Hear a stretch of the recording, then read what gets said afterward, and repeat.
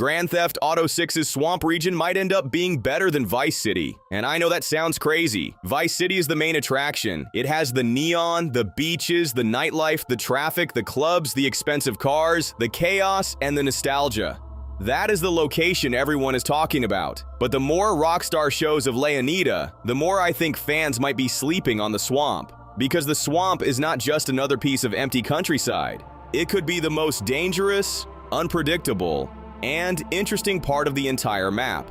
Alligators, airboats, hidden routes, mud, remote buildings, wildlife, police chases, strange locals, criminal hideouts, and the kind of weird Rockstar encounters that people will be making videos about for years. So today, let's talk about why the swamp region could be more important than people realize, and why it might even be more interesting than Vice City.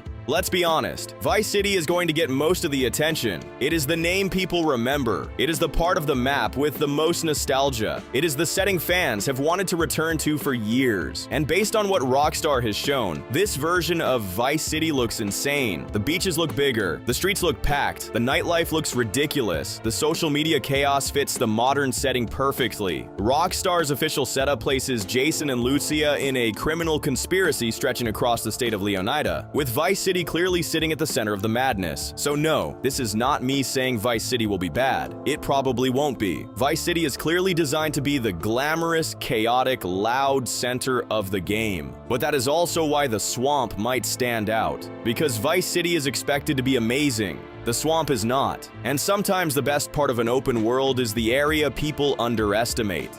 Vice City gives you density, the swamp gives you danger. That is the difference. In the city, the danger comes from people, traffic, police, gangs, crowds, witnesses, security cameras. The whole place is alive and loud. But the swamp is different. Out there, the danger comes from the environment, the water, the mud, the wildlife, the lack of roads, the fact that you might be miles away from help. Games Radar describes Grassrivers as the wetlands of Leonida, a place with famous gators, marshes, stilt buildings, predators under the surface, and strange discoveries in a primordial landscape. That already sounds more interesting than just another city district, because cities and open-world games can start to feel predictable. Roads, buildings, traffic, shops, police. But a swamp can break the rules. A chase does not play the same way when the road disappears. A shootout does not feel the same when you are surrounded by water and trees. Escaping police is not the same if you need a boat, an airboat, or a dirt path just to survive. That is what makes the swamp exciting. It forces the game to play differently.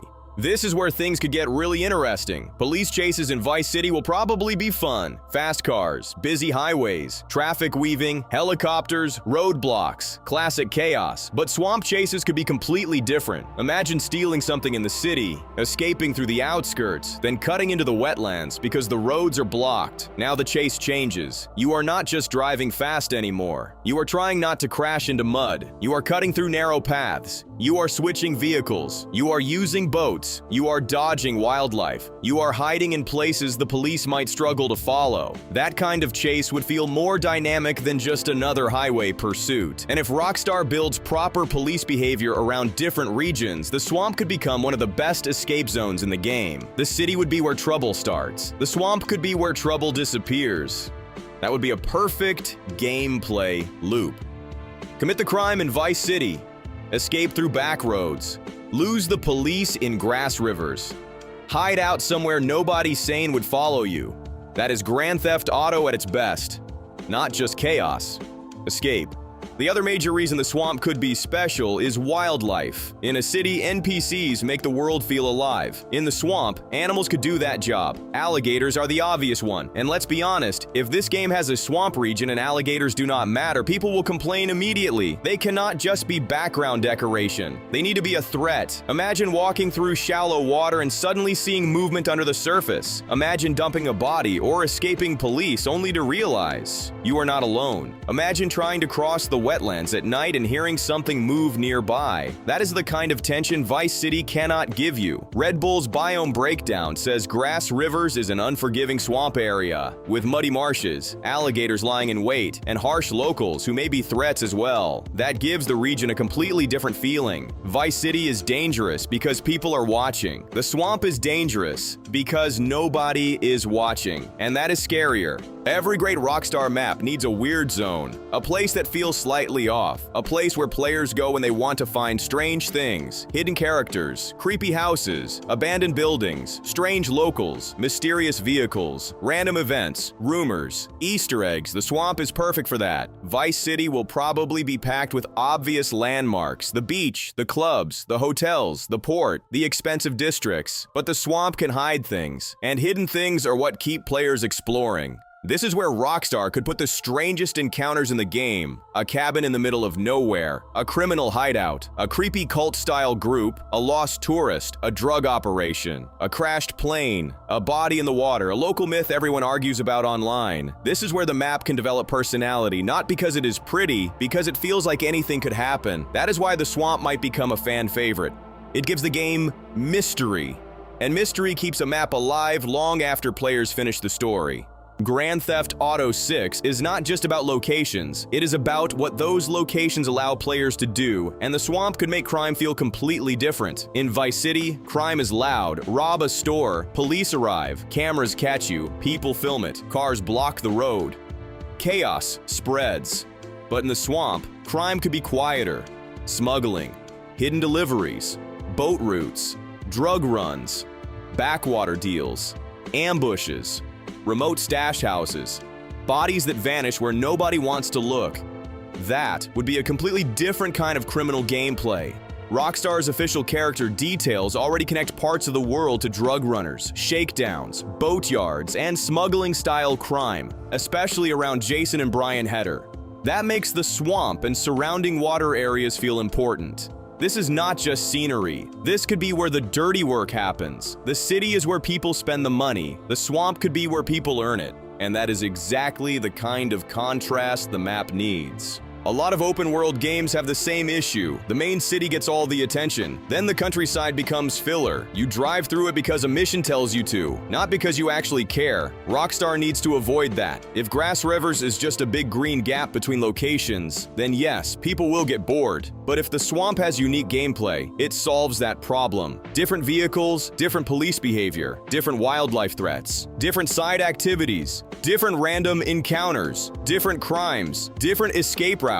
That turns it from filler into a proper region, and that is why it could be better than Vice City in some ways. Vice City will probably be impressive on day one, but the swamp could be the place people keep coming back to because it feels unpredictable. The city might be the face of the game. The swamp might be the soul of the map.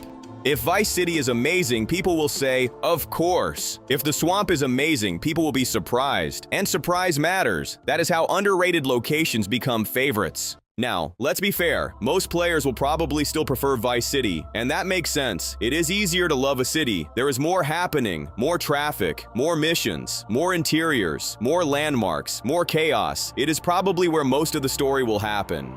It is probably where players will spend the most time. And if Rockstar makes the city dense enough, Vice City could easily be the best urban map they have ever built. So the argument is not that the swamp will definitely beat Vice City. The argument is that the swamp has more upside than people realize, because nobody is expecting it to carry the game. Nobody is demanding perfection from it. That gives it freedom. For the swamp to actually become one of the best locations, Rockstar has to nail a few things. First, the region needs real danger, not fake danger, not animals that just run away, not police that magically behave the same as they do downtown. Real danger. Second, the region needs meaningful travel, boats, airboats, dirt bikes, off-road vehicles, swamp paths, hidden roads. Movement needs to feel different. Third, the region needs activities, fishing, hunting, smuggling, stash houses, random encounters, robberies, secret locations. Fourth, the region needs atmosphere. The swamp should feel different at night, darker, quieter, stranger. If it feels exactly like the city with fewer buildings, it fails. And finally, it needs consequences. If you commit crimes there, the world should react differently. If you hide there, It should feel like you are actually using the environment. If you explore there, you should feel rewarded. That is what would make Grassrivers more than just a biome. It would make it a proper part of the game's identity. So yes, Vice City is the obvious star. It has the history, the nostalgia, the neon, the beaches, and the name recognition. But the swamp might be the most interesting part of Grand Theft Auto 6, because it gives the map something different: danger, mystery, wildlife, escape routes, criminal hideouts, strange encounters, a completely different pace from the city. And if Rockstar gets it right, Grassrivers could become one of those locations people talk about for years. Not because it is the biggest, not because it is the prettiest, but because it feels unpredictable. Now, I want to know what you think. Could the swamp region actually be better than Vice City? Or is that a crazy take? Drop your opinion in the comments and subscribe for more Grand Theft Auto 6 news, rumors, theories, and breakdowns every day.